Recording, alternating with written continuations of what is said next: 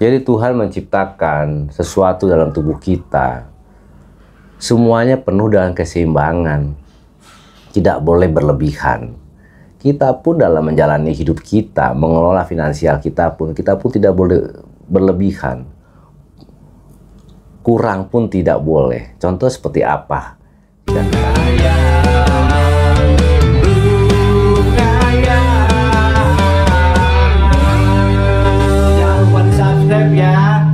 Oke teman-teman Rungayal, Assalamualaikum warahmatullahi wabarakatuh. Salam sejahtera dan salam Rungayal. Terima kasih masih mau menyempatkan waktu mampir di channel gue Rungayal, berhayal kebaikan.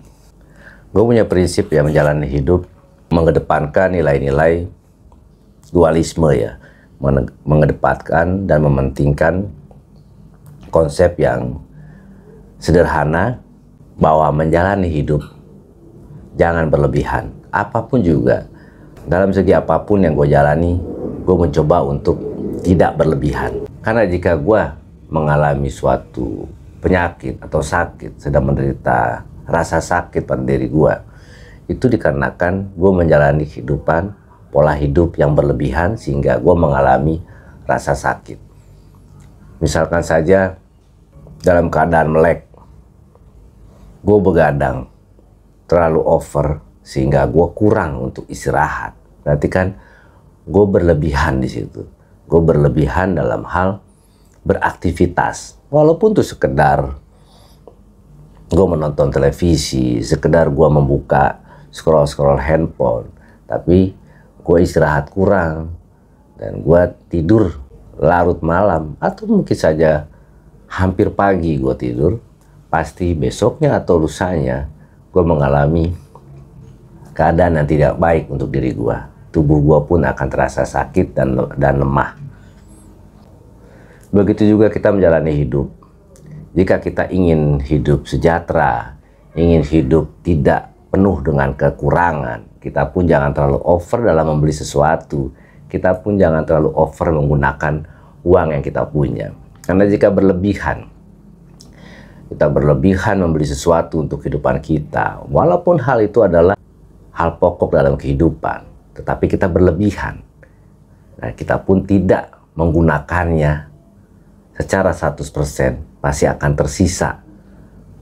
Dikarenakan kita berlebihan, pasti secara finansial kita akan mengalami ketidakseimbangan.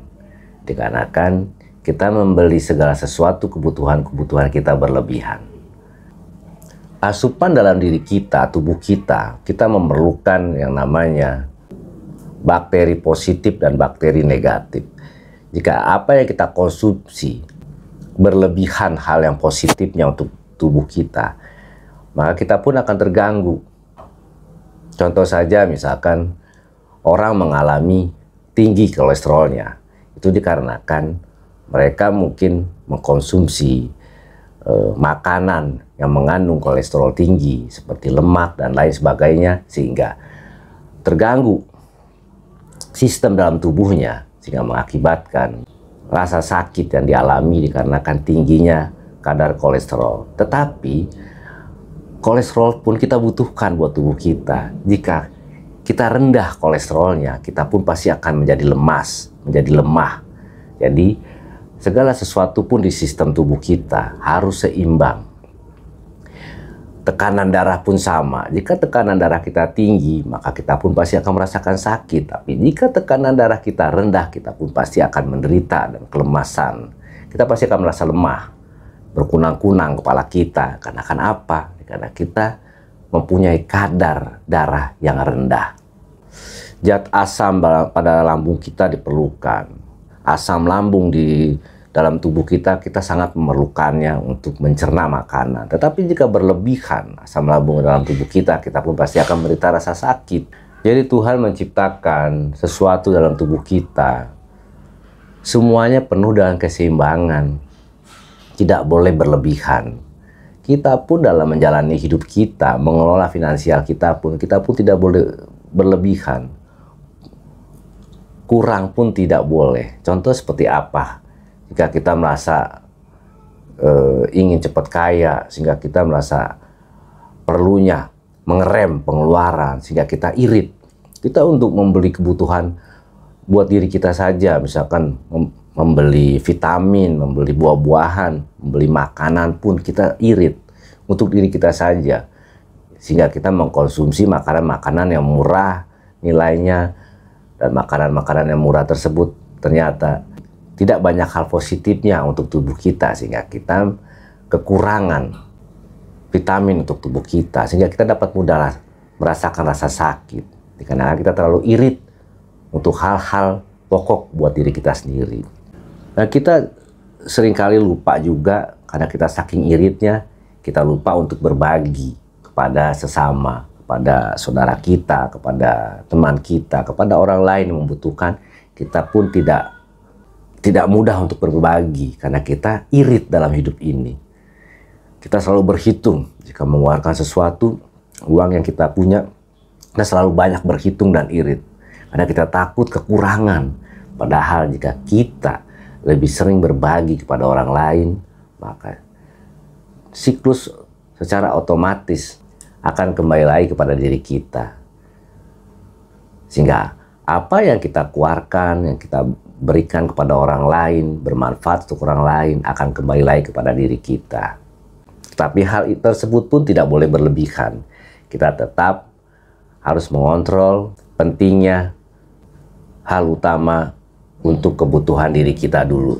Karena jika kita sudah tercukupi, kita sudah sejahtera menjalani kehidupan ini, kita pun dapat lebih mudah lagi untuk bagi kepada sesamanya. Jadi teman-teman, kalau menurut gua kunci hidup itu simpel sebetulnya. Kunci hidup itu adalah keseimbangan. Jika kita menjalani hidup itu dengan seimbang, dari segi finansial kita pun seimbang, kita tidak irit dan kita pun tidak boros dalam menjalankan kehidupan ini dari segi finansial kita. Dan kita pun juga mengkonsumsi pola makan kita pun tidak irit dan juga tidak boros, tidak kurang dan juga tidak lebih.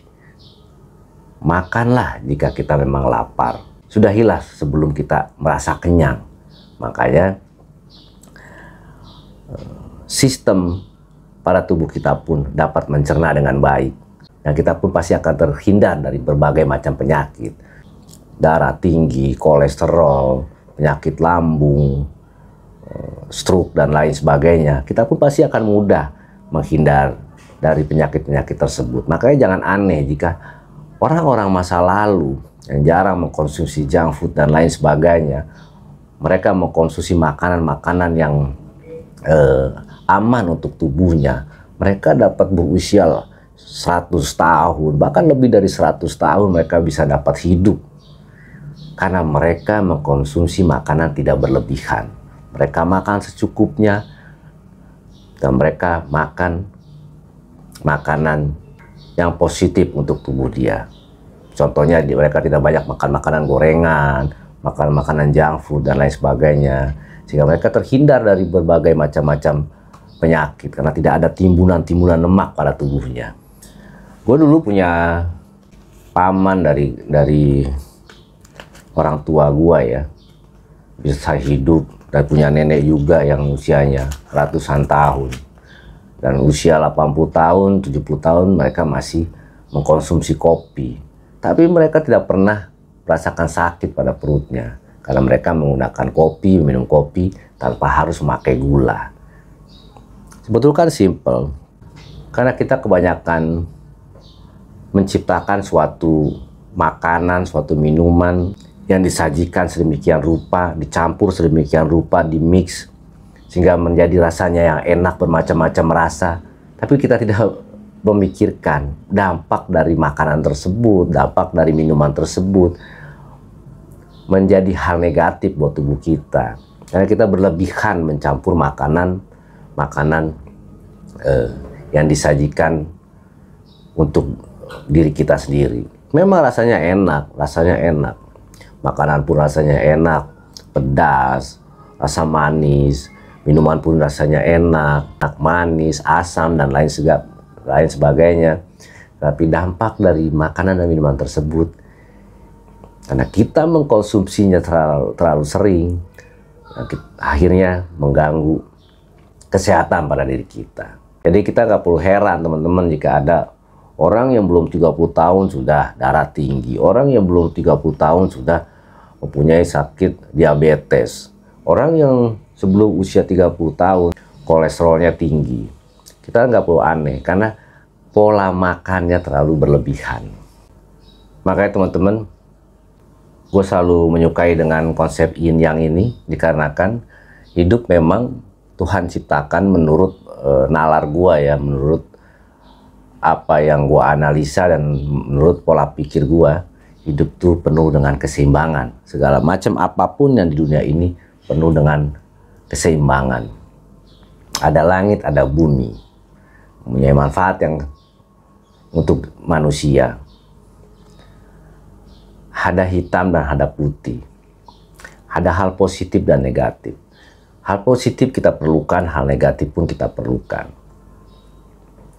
Jika kita memanfaatkan hal-hal positif dengan baik, akan menjadi manfaat yang berguna buat kehidupan kita. Jika kita manfaatkan hal-hal negatif secara baik dan bermanfaat, pasti akan mempunyai kontribusi yang bermanfaat buat kehidupan kita juga. Hal-hal negatif seperti apa? Banyaklah hal negatif yang memang kita perlukan. Hawa nafsu itu adalah hal negatif, tetapi kita memerlukannya. Kita memerlukan hawa nafsu untuk kita dapat mempunyai hawa nafsu makan, untuk dapat mempunyai hawa nafsu kita bekerja, sehingga kita mempunyai uang karena kita mempunyai hawa nafsu untuk bekerja, hawa nafsu untuk menjalin cinta kepada lawan jenis kita, sehingga kita menjaga peradaban dunia ini dengan baik karena kita mempunyai keturunan-keturunan sumber daya manusia yang meneruskan kehidupan di alam semesta ini. Jadi hal positif sangat berguna, hal negatif pun sangat berguna.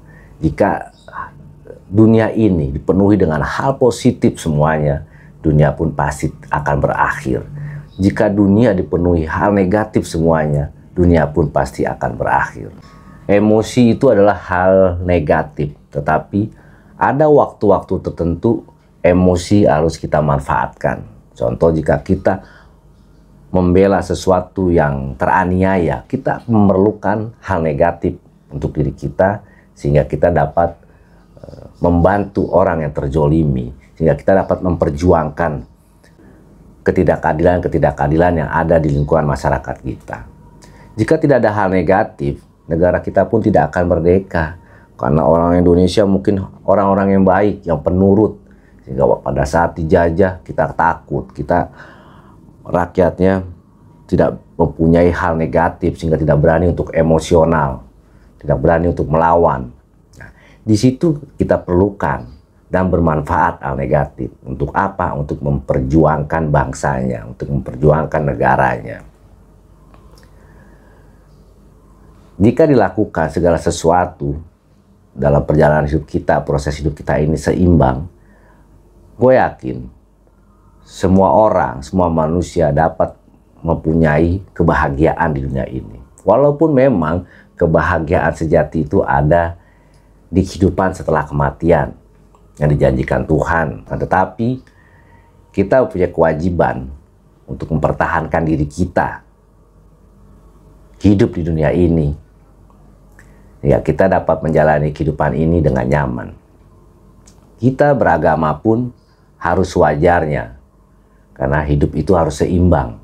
Karena kita harus menjalani kehidupan ini 50-50. 50% kita jalani untuk akhirat kita, untuk ritual kita beragama. 50% juga kita menjalani hidup untuk dunia, untuk mempertahankan hidup kita di dunia, sehingga kita mempunyai kehidupan yang layak, mempunyai kehidupan yang sejahtera. Karena Tuhan pun tidak suka kemiskinan, Tuhan pun tidak suka kita menderita. Kita dipunyai kewajiban dan tanggung jawab untuk selalu berjuang, mendapatkan kehidupan yang layak di dunia ini, sehingga kita dapat mudah makan, sehingga kita dapat mudah mempunyai tempat tinggal yang layak, sehingga kita dapat mudah mempertahankan keluarga kita, sehingga dapat memberikan kesejahteraan untuk keluarga kita. Bersyukur itu perlu. Berterima kasih kepada Tuhan itu wajib. Tetapi jangan berlama-lama kita mensyukuri dengan apa yang kita dapat. Jika kita mempunyai uang saat ini, mungkin diberikan rezeki 100.000 untuk kita menjalani kehidupan hari ini, rezeki kita. Kita harus mensyukuri rezeki yang kita dapat pada hari ini. Akan tetapi kita tidak boleh berlama-lama bersyukur, karena masih ada hari esok dan masih ada hari lusanya.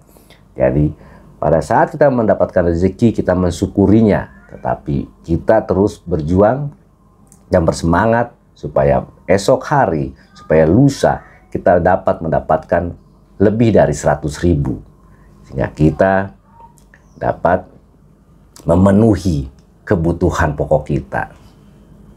Jadi tetap gue nggak akan setuju jika gue menjalani hidup ini berlama-lama mensyukuri dengan apa yang gue dapat. Gue harus mendapatkan lebih dari apa yang gue dapatkan saat ini. Dan jika esok hari tidak mendapatkan apa yang sesuai harapan gue pun tidak putus asa. Gue pun tidak putus asa dan gue pun tidak membenci proses perjalanan kerja gue sehingga tidak mendapatkan sesuai dengan harapan gue. Apa yang kita dapat tetap harus kita syukuri, tapi jangan pernah kita berhenti berjuang dan semangat untuk menggapai apa yang kita inginkan.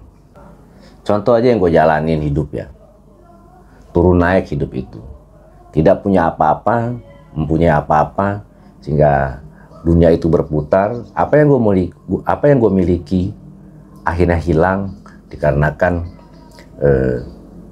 proses dalam gue menjalani kehidupan ada yang salah mungkin ya.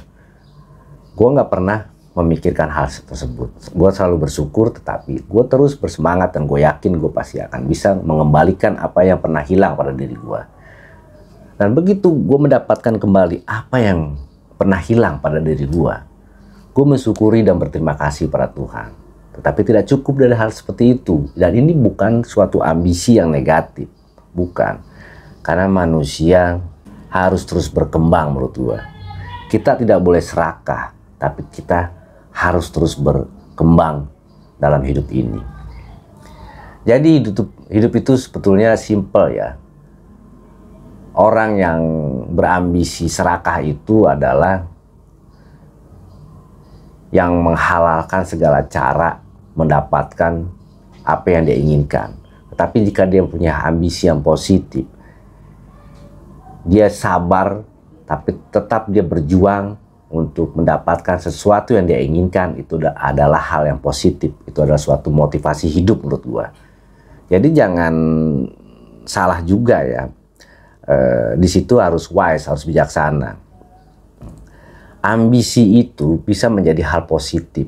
Tetapi jika ambisi kita lakukan atau kita terapkan dengan salah, sehingga kita menghalalkan segala cara untuk mendapatkan apa yang kita inginkan, itu adalah ambisi yang negatif. Tapi jika kita punya ambisi dan kita melakukannya dengan cara sabar, dengan penuh semangat, ya kita melakukan dan mendapatkan apa yang kita inginkannya itu secara baik, itu menurut gua adalah hal yang positif dan motivasi yang positif buat hidup kita. Ya contoh saja misalkan berambisi yang positif supaya mendapat kehidupan yang layak, yang sejahtera. Gue sekolah dengan baik, gue menjalani sesuai dengan standarisasi pendidikan pada saat ini.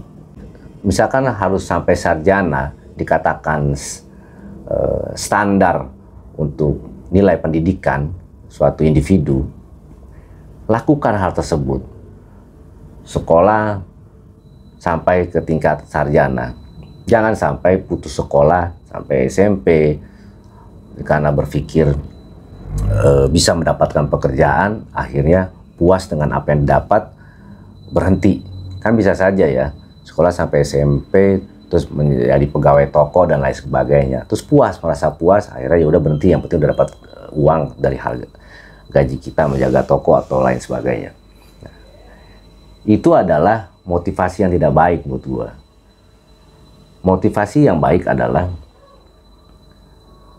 lakukan seminimal mungkin sesuai dengan standar yang ada pada saat dia hidup. Sampai dia sarjana, terus mendapatkan pekerjaan yang baik, dan setelah mendapatkan pekerjaan yang baik, terus mengeksplor diri dia, sehingga mempunyai harapan bahwa suatu saat gua harus mempunyai usaha sendiri, sehingga gua tidak lagi menjadi seorang pekerja di dalam suatu instansi. Itu adalah suatu motivasi yang baik, karena kita selamanya tidak mungkin dipakai juga dalam suatu pekerjaan, karena usia pasti akan bertambah. Jika kita sudah masuk ke masa pensiun, perusahaan pun pasti akan mengeluarkan kita, karena kita sudah masuk di masa usia pensiun.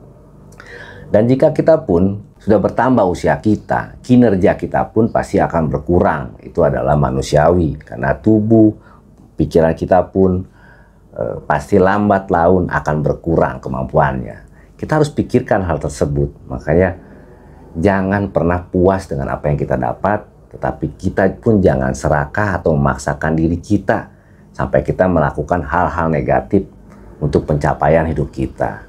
Hidup itu harus seimbang. Seimbang sesuai dengan kemampuan kita, sesuai dengan kualitas hidup kita. Dan jika kita memang ingin mempunyai hal yang tinggi, cita-cita yang tinggi, kita upgrade kualitas diri kita, sehingga kita dapat menyesuaikan diri, dan kita dapat meraih apa yang kita inginkan.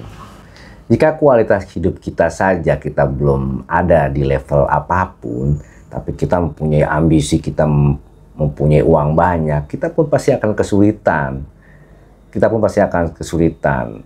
Walaupun mungkin ada orang yang hoki, yang dia bukan siapa-siapa, ataupun kemampuannya mungkin tidak seberapa dibanding yang lain, tetapi dia mempunyai rezeki yang baik. Itu tidak dapat kita contoh, karena belum tentu semua orang mempunyai takdir seperti itu. Belum tentu. Karena mungkin saja dia dapat mempunyai takdir seperti itu dikarenakan garis keturunannya, garis silsilahnya. Mungkin orang tuanya mempunyai uang banyak, kaya, sehingga walaupun dia tidak punya skill apapun, akhirnya dia mempunyai warisan yang dapat dia kelola dengan baik, sehingga dia masih bisa bertahan hidupnya dikarenakan warisan dari orang tuanya.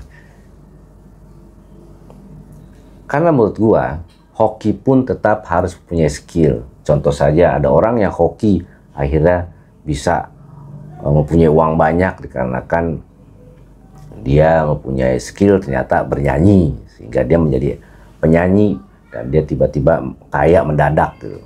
Atau dia mempunyai keahlian bermain musik sehingga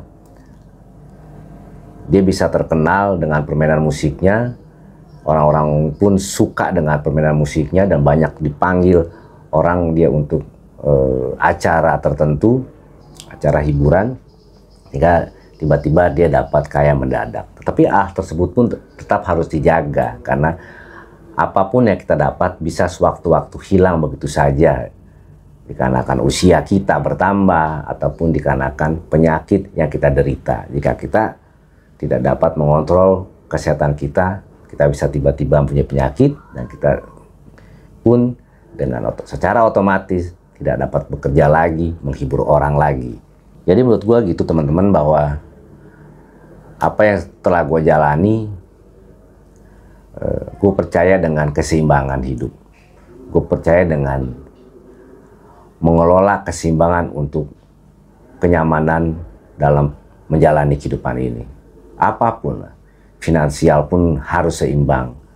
Kita tidak boleh terlalu boros, dan kita pun tidak boleh terlalu irit, karena irit itu malah tidak dapat menambah rezeki kita juga. Orang yang terlalu irit, rezeki pun pasti tidak akan bertambah, karena alam semesta tidak akan membaca kebaikan buat diri kita. Tapi jika kita bijaksana dalam memberikan uang kita, dalam mengeluarkan uang kita keluarkan untuk hal-hal yang bermanfaat, untuk makanan kita, makanan keluarga kita yang bermanfaat, untuk memberikan kepada orang lain pun sesuai kebutuhan mereka bermanfaat, kita pun akan diberikan kembali kebermanfaatan dari alam semesta ini. Jika ada orang lain kelaparan, kita berikan, itu hal yang positif. Tapi jika ada orang lain membutuhkan uang kita, deposit judi online misalkan, atau untuk memodif kendaraannya gitu, tidak urgent ya untuk diri dia ya, tapi dia minjem biasanya, itu teman biasanya, gue pengen modif nih kendaraan gue dong, pinjam dulu dong uang lu dong. Kita berikannya pun itu menurut gue tidak bermanfaat secara positif, karena itu tidak dia butuhkan untuk diri dia. Tapi jika teman kita lapar, keluarganya memang ada yang sakit, kita wajib untuk menolongnya, kita wajib untuk membantunya, karena alam semesta pun pasti akan mengembalikan apa yang kita telah keluarkan, karena yang kita keluarkan itu bermanfaat untuk orang lain. Jadi di situ adalah boros yang positif. Irit pun juga sama. Jika ada hal yang seperti tadi, menggunakan suatu uang itu dia butuhkan ke hal yang negatif, yang tidak bermanfaat, tapi dia ingin meminjam kepada kita.